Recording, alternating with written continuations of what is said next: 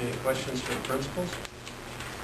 I did just put a couple of things on your tables that I promised I'd get in there. One is the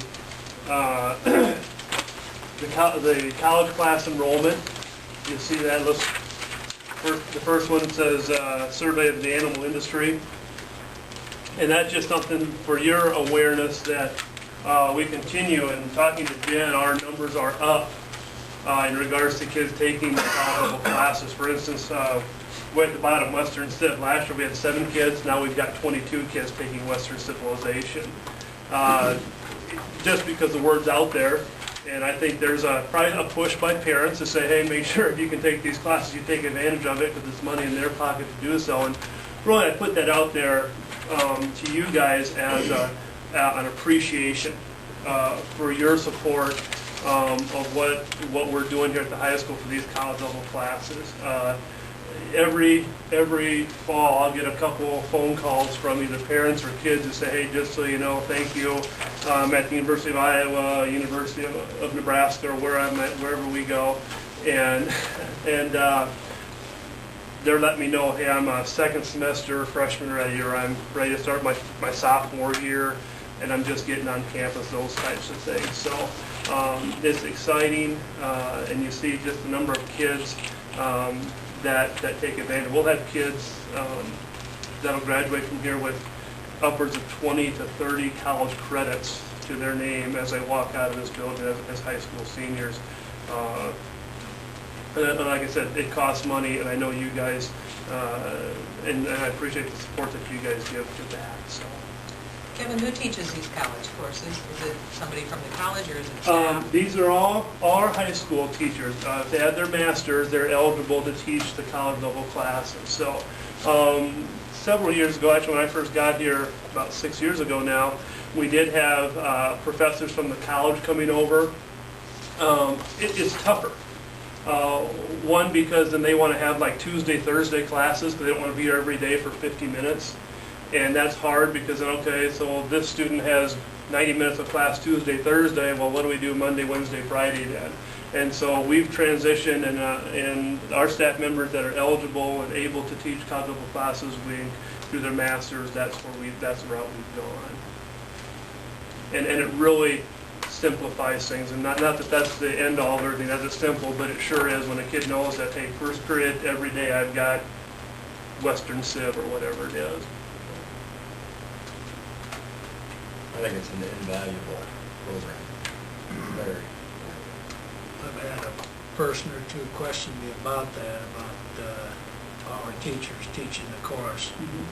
My answer to them is that these are all people with at least a master's degree, and that same course on the college campus might be taught by a graduate student who isn't nearly as well prepared to teach as our teachers are. And they're required to get a minimum number of hours over the course of the semester. Well, by having it every day for 45 minutes a day, we blow that out of the water. So they're getting a lot of additional instruction time. Iowa Central does set the curriculum. They're the ones that set the syllabus and all the requirements for the course, the testing, all that stuff is set up by Iowa Central.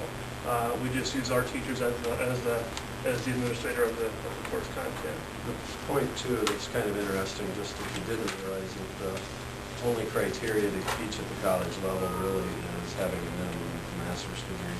You do not have to have background in pedagogy and teaching skills. I know that for a fact. Do we have our own auto person then, or does the college pay that? No, he's through the college. Called me the other day and was talking about all these programs. I'm like, Who was that? The college had called me one day and talking about all these things, and I thought, I don't know, I'll have to ask. Yeah, he's through the college. He was actually here last year, and he's through Iowa Central. He teaches part of his time in Fort Dodge and part of his time here. That's the only. Yep, I forgot about him. Yes.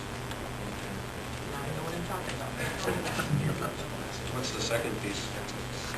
The second piece of that is the Reading Plus program, something that we started last year, and just kind of an update for Reading Plus.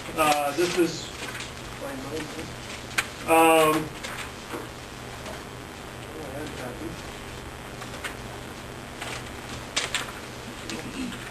is something we started last year.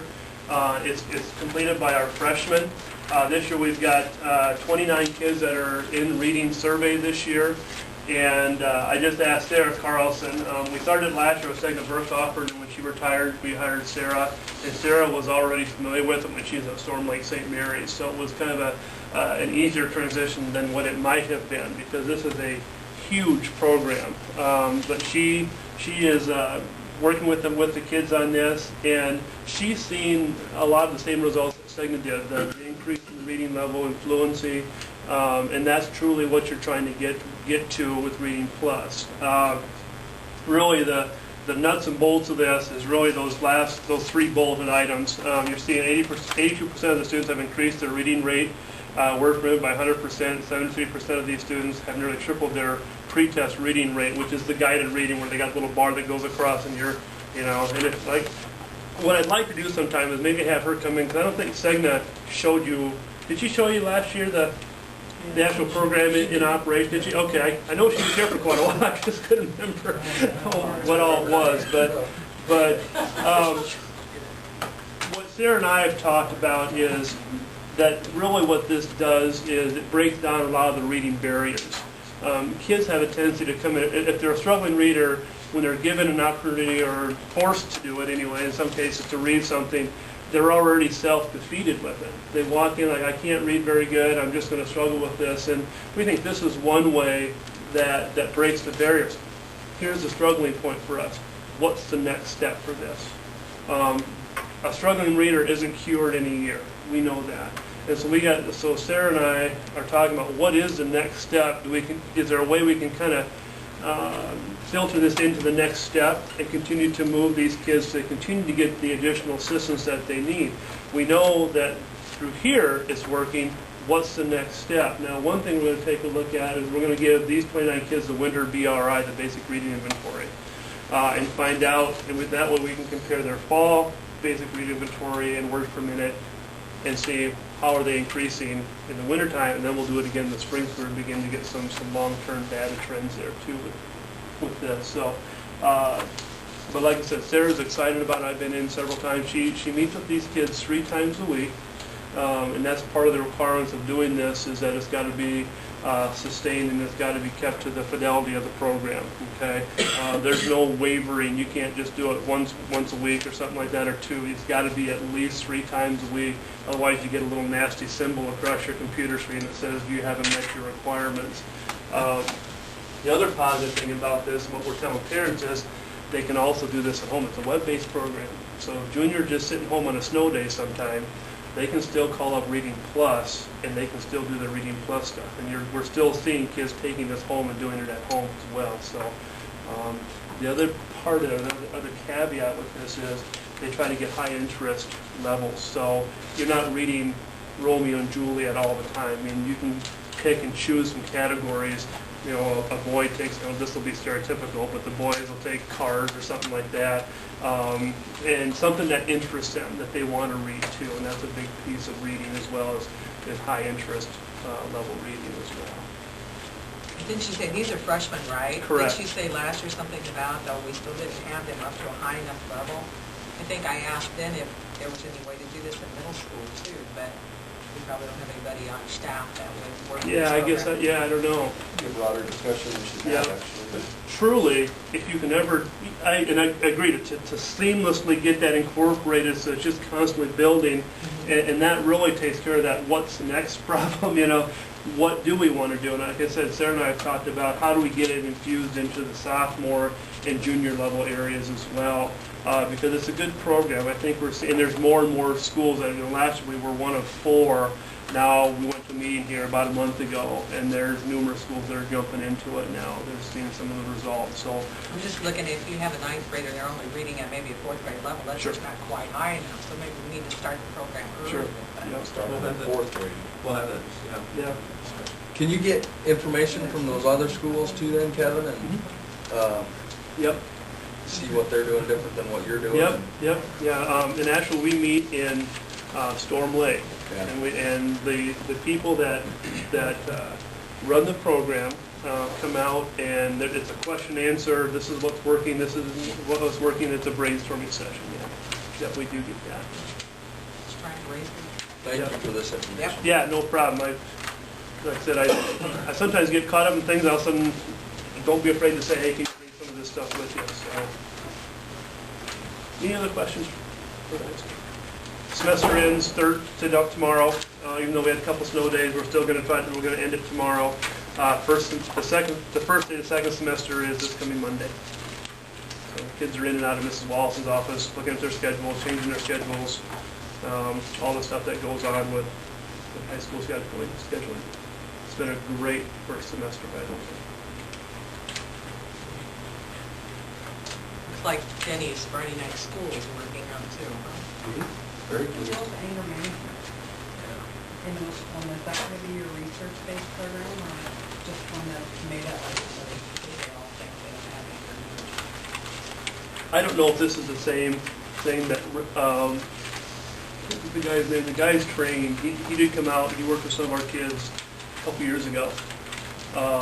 And I can't think it's called ART, but I don't know what that acronym stands for, and worked with him a couple years ago. But he works with a lot of scenarios about how to handle different things on a daily basis. So, I don't remember what Danny wrote, and I can't find, what we have talked about many times is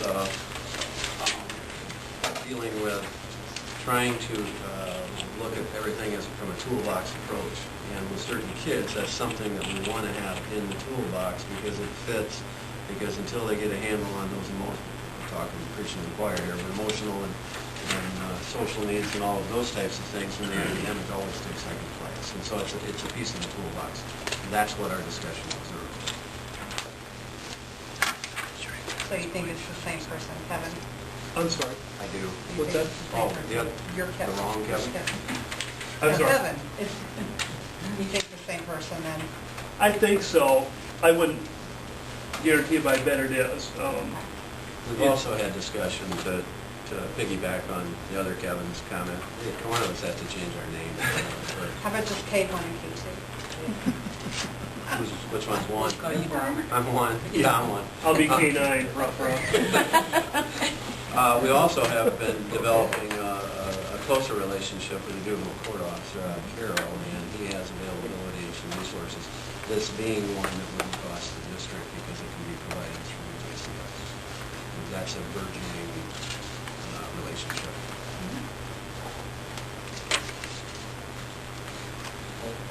Any other questions about administrative reports or anything?